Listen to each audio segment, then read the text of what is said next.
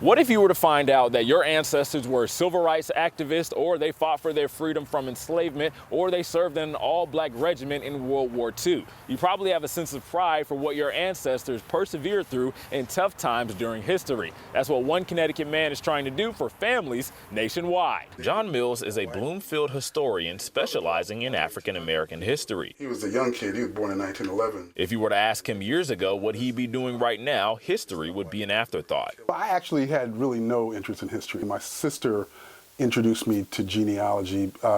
She found who my grandfather's parents were. I didn't know who they were. I found out his grandfather was an enslaved man who was freed on Juneteenth. I found out on my mother's side, my third great grandfather was in the Civil War. I just kept getting these nuggets. As he started learning more about his ancestry, this is all my family. He developed admiration for those who came before him. And I had to process that my grandfather also had to walk past that whites-only cemetery to carry his parents into the woods to bury them. And that gave me a different kind of pride.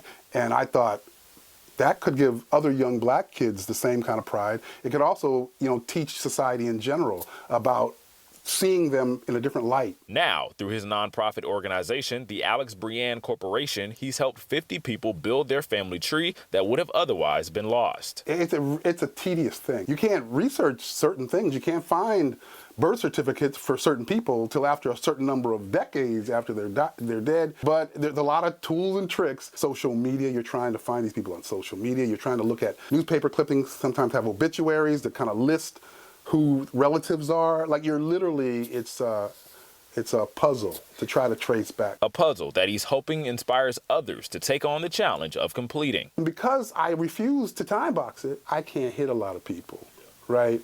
And so there would have to be other people that came along that went, well, we're going to do the same thing, and we're not going to shortcut it either. So I'm hoping to just inspire other individuals to decide to do something similar. Behind me is John Mills and Alex Breanne Corporation's latest project, an honorary street named after Prince Mortimer, a man who was enslaved and imprisoned for most of his life right here in Middletown. If you'd like to see more of the nonprofit's work, head to alexbreanne.org. In Middletown, Jamel Johnson, Fox 61.